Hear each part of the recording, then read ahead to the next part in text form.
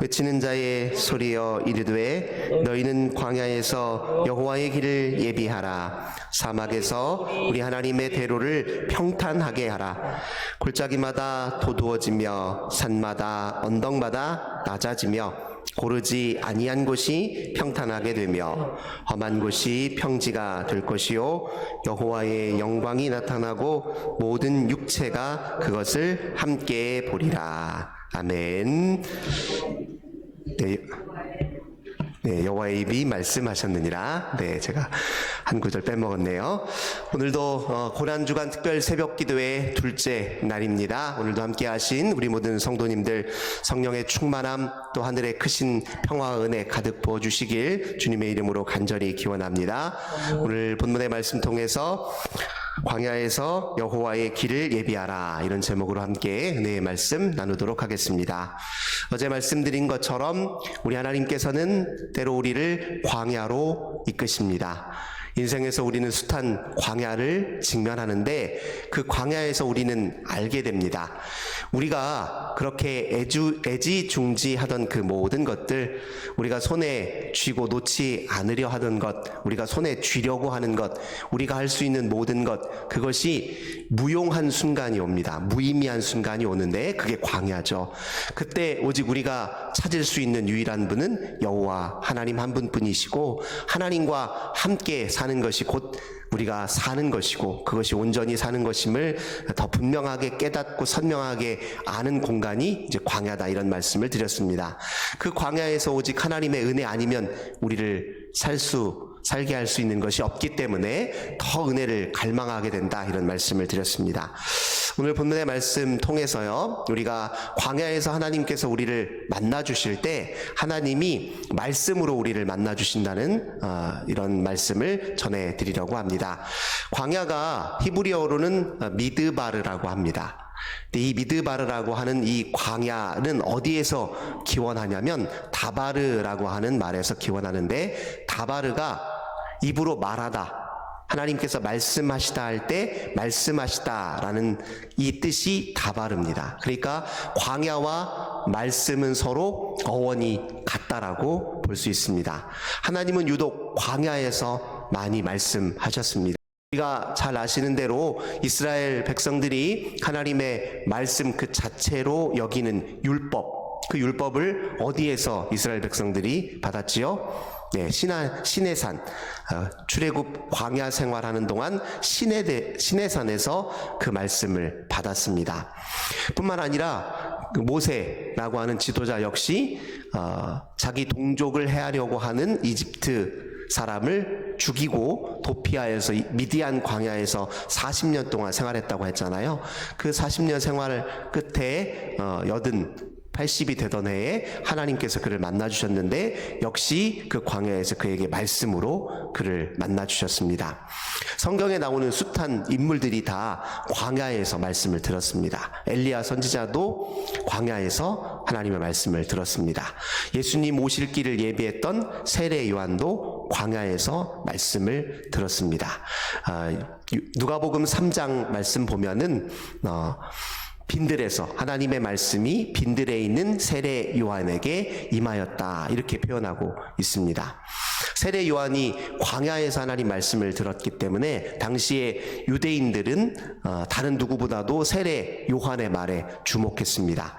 여전히 그 당시에도 제사장이 가지고 있는 힘은 세었고 종교적인 영향력은 컸지만, 그러나 그 누구보다도 세례 요한의 말에 유대인의 많은 민중들이 세례 요한의 말에 귀를 기울였습니다.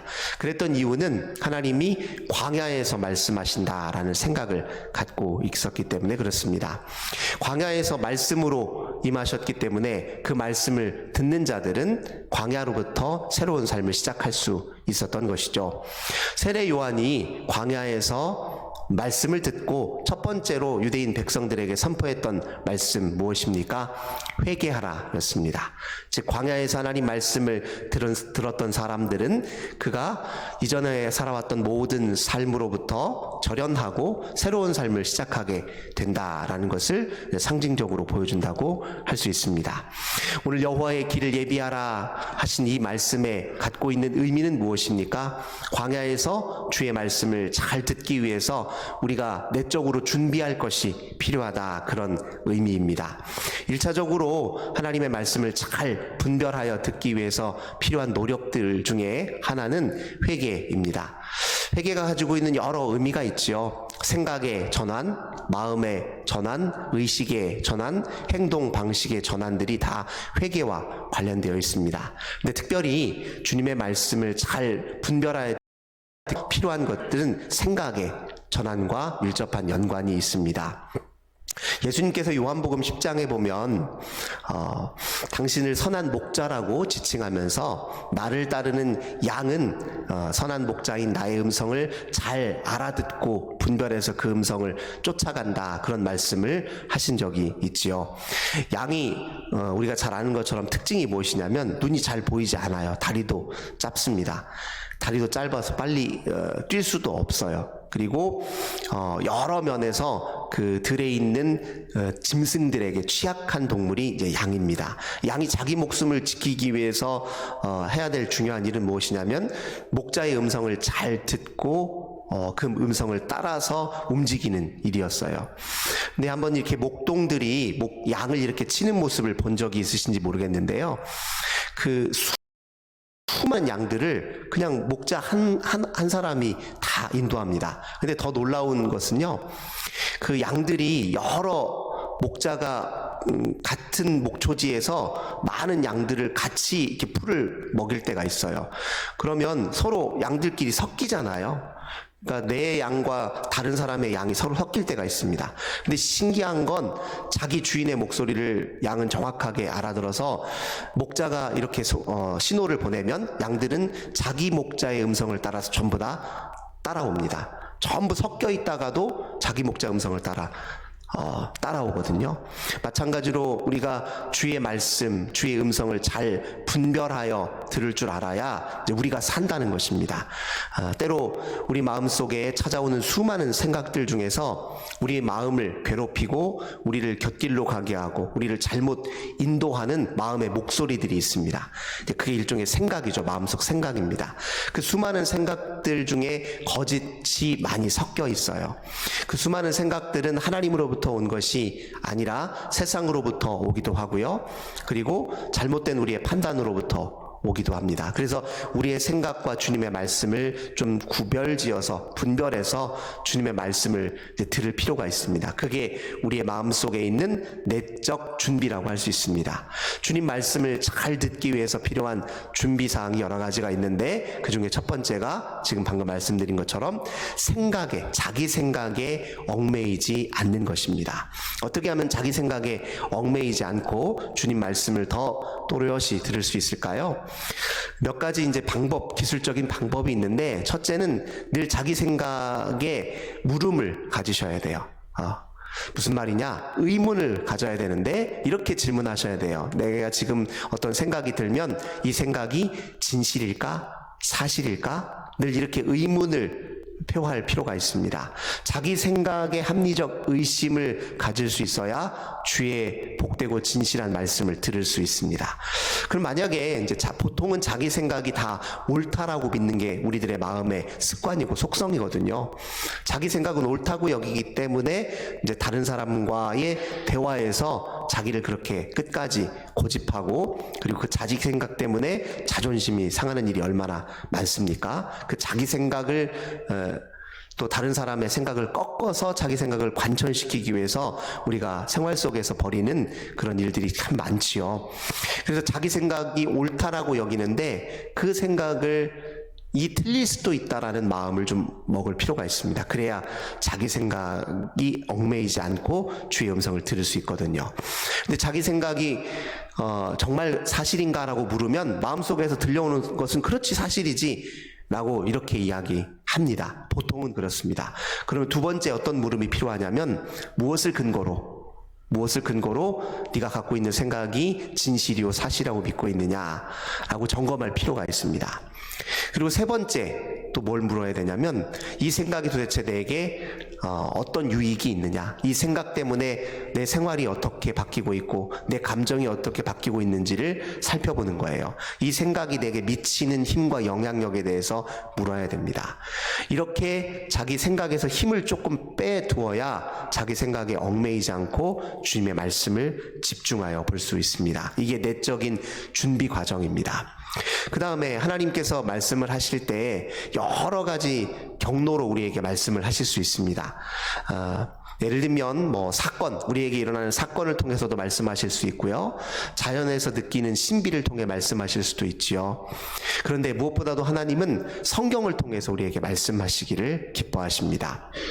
우리가 아시는 대로 지금 하나님께서 이사야 선지자를 통해서 경고하셨던 것처럼 그들이 여호와 하나님을 잊고 우상으로 빠져들고 또 자기 자신을 주인 삼아 생활하던 그 모습을 경고하시면서 그걸 더 분명하게 깨닫게 하시려고 바벨론이라고 하는 광야로 그들을 이끌었잖아요. 그때 바벨론 시기를 지날 때 그 이스라엘 백성들이 다시 어디에서 희망을 찾았냐면 하나님의 말씀을 통해서 희망을 찾았습니다. 예루살렘 성전은 부서지고 또 그 성전에서 더 이상 예배할 길은 없었기 때문에 그들이 하나님을 만나고 하나님과 교제할 수 있는 유일한 통로가 말씀밖에 없었어요. 그래서 바벨론 포로 시기는 말씀으로 집중하고 말씀을 통해서 다시 한번 생활을 정돈하고 말씀을 통해서 희망을 찾는 기간이었습니다. 그래서 우리가 말씀, 성경을 통해서 주님 말씀을 듣는 훈련이 무엇보다 필요한데 자기 생각에 얽매이지 않는 다음 단계로 이제 하나님 성경 말씀을 통해서 주의 음성을 들어야 되는데 첫 번째로 무엇이 필요하냐면 반복적으로 읽는 훈련이 필요합니다. 소리내어 성경을 읽어보신 분들은 아시겠지만 소리내어 성경을 읽다 보면 자기 생각으로부터 좀 스스로 거리를 둘 수 있게 된다라는 것을 경험하실 수 있을 것입니다. 소리내어 읽으면 성경의 말씀이 내 음성을 통해서 내 귀에 들리는 겁니다. 그렇게 성경을 반복적으로 여러 차례 읽는 훈련이 그래서 중요합니다. 실제로 예수님 당시에도 유대인들이 회당에서 예배를 드릴 때요 가장 중요하게 여겼던 것 중에 하나가 무엇이냐면 성경을 소리내어 읽는 것입니다. 이것이 곧 찬송이에요. 시편을 읽을 때는 시편이 운율이 있거든요. 시적 운율이 있었기 때문에 그걸 그냥 읽는 것 자체가 음악처럼 들려요. 시를 읽을 때 시는 운율이 있기 때문에 음악처럼 들리잖아요. 그래서 초대교회 성도들도 역시 마찬가지로 유대교 회당에서 드리던 예배 전통을 받아들여서 성경 말씀으로 읽으면서 그걸 찬송으로 드렸습니다. 그렇게 반복적으로 읽는 게 굉장히 중요한데요. 읽다 보면 내 마음에 진한 잔상을 일으키는 구절이나 또 말씀이 있어요. 이제 그것 가지고 묵상을 시작하는 게 이제 다음 단계입니다. 그러니까 읽다가 어떤 한 구절, 한 말씀이 내 가슴에 들어와서 그게 내 마음에 잔잔한 파도와 물결을 일으키는 순간이 있습니다. 그 말씀을 주목해서 보는 거예요. 그걸 가지고서 여러 차례 곱씹는 겁니다. 이것이 내 마음속에 불러일으키는 생각, 감정들에 또 주목해보고 그 말씀이 내 인생에서 어떤 의미 있는지를 다시 한번 또 생각해보고 그 말씀을 왜 하나님께서 지금 내게 허락하셨을까 또 한번 생각해보는 겁니다. 이게 말 그대로 묵상이라고 할 수 있습니다. 그 다음 단계로 우리가 이렇게 되면요 저절로 기도가 나와요. 근데 이때 드리는 기도는 무엇이냐면 우리 마음속에 소원을 하나님께 아뢰이는 차원이 아닙니다. 하나님과 대화를 시작하는 거예요. 내적 대화죠. 주님, 이 말씀이 제 가슴 속에서 떠나지 않고 이렇게 잔잔하게 계속 머금고 있는데 주님 이걸 통해서 제게 무슨 말씀을 주시려고 주님 무슨 뜻을 깨닫게 하시려고 제게 이런 말씀을 주시나요? 주님 내가 이 말씀을 부딪혀 보니까 내 생활 속에서 이러이러한 측면들이 참 의문이 드는데 주님 진실이 무엇일까요? 하나님의 뜻이 어디에 있을까요? 라고 이렇게 주님과 내적인 대화를 나누는 것을 우리가 기도라고 이야기할 수 있습니다. 그러니까 묵상하는 사람들은 늘 하나님과 이런 식의 대화가 오고 갈 수밖에 없어요. 말씀을 기초로 해서 주님과 대화를 하면 이런 유형의 기도가 나옵니다. 그렇게 하다 보면 내 마음속의 특징이 무엇이냐면 평안함이 오기 시작합니다. 주의 복된 말씀으로 하나님과 기도하면 첫 번째 평안함이 와요. 그리고 확신이 생기기 시작합니다. 그리고 나서 우리 마음속에 한참을 우리 주님의 깊으신 은혜와 사랑을 더 기대하고 갈망하는 마음이 생기기 시작합니다. 그런 단계들을 통해서 우리가 주님 말씀이 내 속에 임재하여서 나의 모든 생활들을 정돈하시고 내 마음의 습관을 또 새롭게 하시고 또 내 삶에 새로운 계획을 허락해 주시고 또 내 삶에 새로운 방향을 제시해 준다는 것을 경험하게 되어 있습니다. 이 경험적인 차원이기 때문에 직접 해보지 않고서는 이게 무엇을 의미하는지 구체적으로 알기 어려울 때가 있습니다. 특별히 이 고난주간에 하나님 말씀을 한번 소리내어 읽으시고 제가 방금 안내해드린 것처럼 읽다가 내 마음에 잔잔한 이렇게 찬양을 불러일으키는 구절을 자꾸 곱씹고 그걸로 묵상함으로 주님과 기도하는 시간을 한번 가져보시기 바랍니다. 그렇게 해야 그 말씀이 내 속에서 나를 지배하고 움직이는 힘으로 작용할 수 있습니다. 제가 이렇게 여러분들에게 안내를 드리는 것은 제가 설교를 준비할 때도 이런 비슷한 과정을 치르기 때문에 그렇습니다. 설교는 주로 목사님들이 예식을 통해서 선포하지만 예배를 통해 선포하지만 사실은 모든 성도들이 그의 마음속에서 주님의 뜻을 분별하고 주의 음성을 듣는 과정은 모든 성도들이 다 함께 해야 하는 과정입니다. 사실 한국교회 성도들이 제대로 성장하지 못하는 가장 큰 특징 중에 하나가 무엇이냐? 전문가들은 뭐라고 전망하냐면 너무 설교에 의존하기 때문이라고 이야기합니다. 설교가 갖고 있는 힘은 굉장히 크긴 합니다. 그 설교는 하나님의 말씀이기도 합니다. 우리 개신교회의 모든 종교개혁의 선구자라고 하는 모든 분들이 이제 공통적으로 말하고 있는 것 중에 하나가 무엇이냐면 하나님의 말씀은 크게 이제 세 가지인데 우선 기록된 말씀 성경이 있습니다. 그리고 이제 선포된 말씀이 뭐냐면 설교를 통해 들려진 말씀이에요. 그러니까 설교 역시 하나님의 말씀의 중요한 매개 수단이긴 하지만 이게 지나치게 설교에 의존하게 되면 무슨 일이 일어나냐? 설교를 통해 들려진 말씀만 가지고 살아가기 때문에 부족하다는 거예요. 왜 그렇습니까? 때로 설교의 메시지는요, 내 인생하고 직접 관계된 것이 아닐 수 있어요.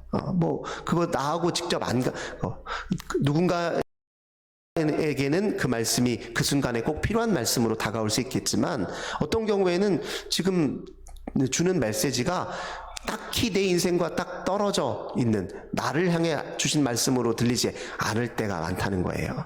그래서 설교에 너무 지나치게 의존하게 되면 말씀이 편식될 수가 있습니다. 그래서 직접 하나님이 내게 주시는 말씀을 듣기 위해서 스스로 성경을 읽고 또 묵상하고 그 말씀을 실천해보는 그런 과정을 직접 늘 훈련해야 생활 속에서 실천해야 그게 바로 성숙으로 이어진다라고 이제 전문가들은 말을 많이 하고 있습니다. 왜 목사님들에게만 하나님이 말씀을 들려주시겠냐고요. 당연히 주님은 언제든지 우리 모두에게 말씀을 들려주실 준비가 되어 있습니다. 그리고 그 말씀의 근거에서 새로운 삶을 시작하기를 하나님들 기대하신다는 겁니다. 그래서 우리가 생활 속에서 주의 말씀으로 끊임없이 만나고 부딪혀서 주님이 직접 내게 가슴을 통해서 들려주시는 말씀에 근거하여 생활하는 습관을 좀 들일 필요가 있습니다. 그래서 말씀은 훈련이 필요합니다. 매일매일 반복적으로 정해진 분량을 조금씩 읽어나가면서 처음 시작할 때는 이제 주로 어떤 말씀들은 내게 너무 어려워서 해석이 필요로 하는 말씀들이 있을 것입니다. 근데 그런 말씀들은 굳이 막 연구하듯이 알아보려고 하지 않으셔도 됩니다. 그냥 넘어가셔도 돼요. 때가 되면 하나님이 또 가르쳐 주시고 일깨워 줄 때가 있을 겁니다. 이해가 되지 않더라도 계속 읽어나가시고 또 반복해서 읽어가는 가운데서 이 성경을 통해서 주님의 음성을 듣게 되는 훈련을 할 수 있는 것입니다. 누구라도 시작하면 그 말씀을 들을 수 있습니다. 그리고 그 말씀을 자기 가슴에서 정말 듣기 시작하여 진짜 하나님과 인격적인 교제가 생기기 시작합니다. 주님은 우리에게 말씀을 통해서 교제하기를 원하시는데요. 우리 마음속에 여러 가지 때로 통찰로 또는 갑작스런 깨달음으로 우리에게 말씀을 주실 때가 있습니다. 근데 그런 순간에도요, 전부 다 성경의 언어로 하나님이 말씀하고 싶어 하세요. 그래서 성경의 언어에 익숙해야 내 마음속에서 갑자기 어느 순간 들려주는 말씀에도 내가 더 잘 분별하여 들을 수 있게 됩니다. 성경 훈련이 잘 돼 있는 분들은요, 특히 이제 생활 속에서 질문이 많아지기 시작해요. 하나님, 오늘 내가 중요한 사람을 만나는데요, 이 사람과의 만남 속에서 내가 어떤 마음가짐으로 어떤 대화들을 나눠야 될까요? 라고 이렇게 질문을 던졌다고 생각해 보십시오.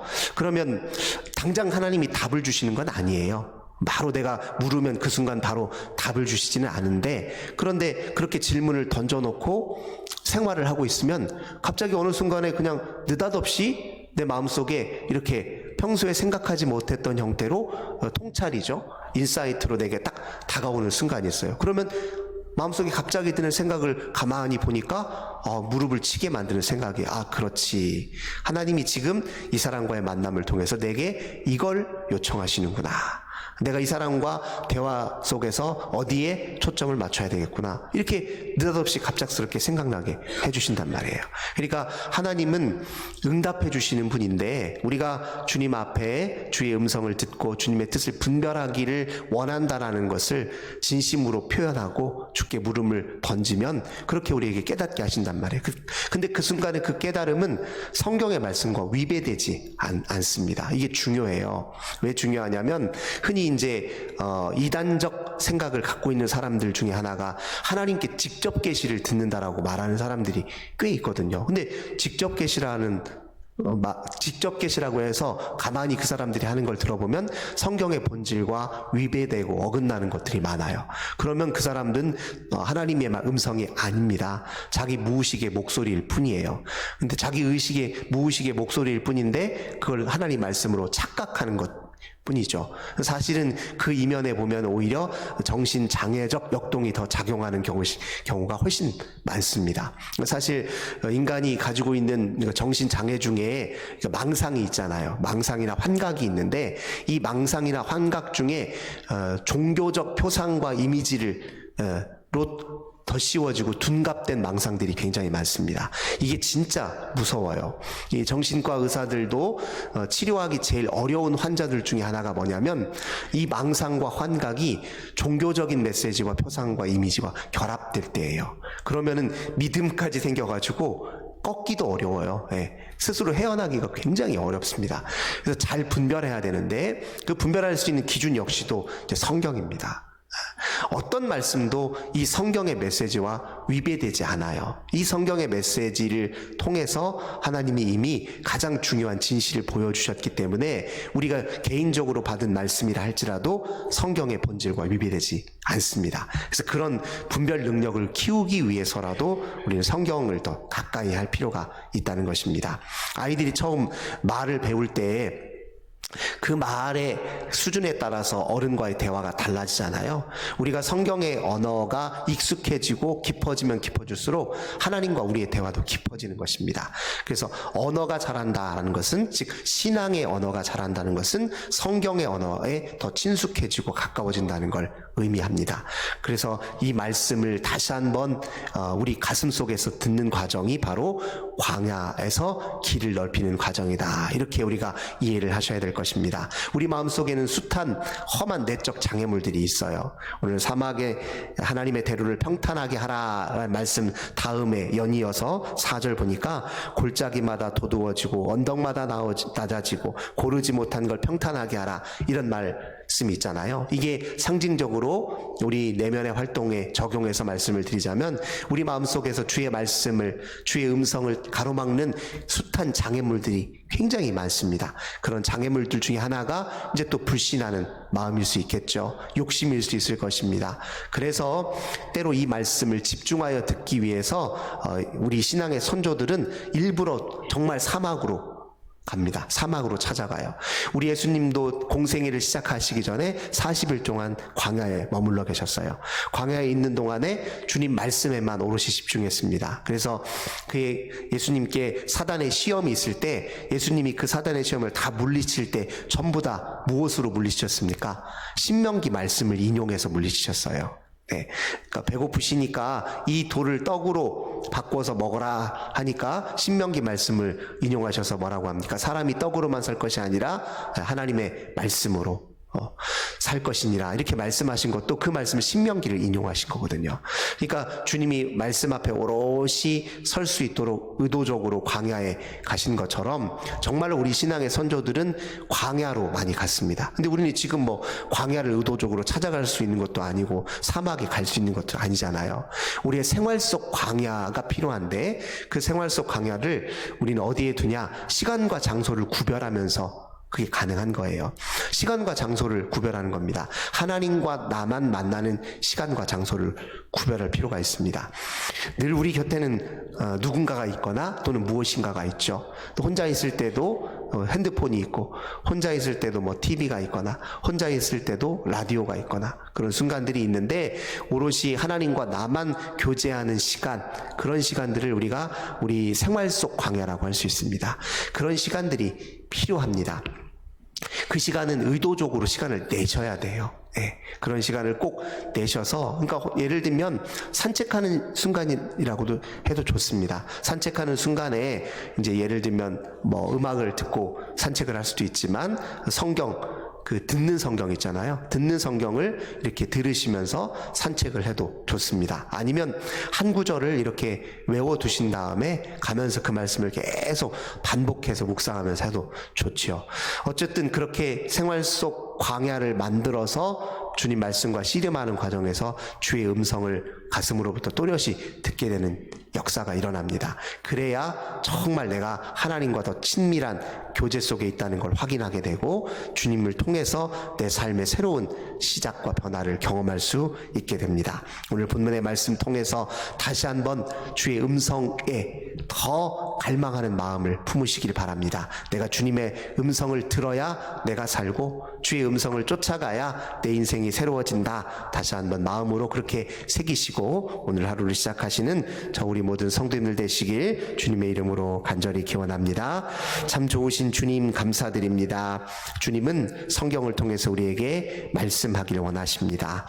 우리는 광야로 나갈 수 없지만 우리 생활을 구별하고 시간을 구별하여서 주님과만 교제하는 시간을 통해 주의 음성을 듣기를 원합니다. 하나님, 그동안 내가 바쁘다는 핑계로 이런저런 생활에서 하나님의 말씀을 오히려 배제하고 살았던 때가 너무나도 많습니다. 그래서 때로 어리석은 편견에 치우친 내 생각에 사로잡혀 살 때가 많고 그 생각 때문에 오히려 더 일을 그르칠 때가 많았습니다. 주님, 이제 주의 말씀을 더 가까이 하는 우리가 되길 원합니다. 그 말씀으로 주님과 교제하며 살기를 원합니다. 그 말씀의 신비 앞에 저희들 절로 감탄하며 새 삶을 누리고 맛보기를 원합니다. 주여, 저희에게 하나님 주님 말씀을 향한 열정이 살아나게 하옵소서. 우리도 주의 생생한 음성을 들을 수 있도록 성령으로 함께하여 주옵소서. 주 예수님의 이름으로 간절히 기도하옵나이다. 아멘.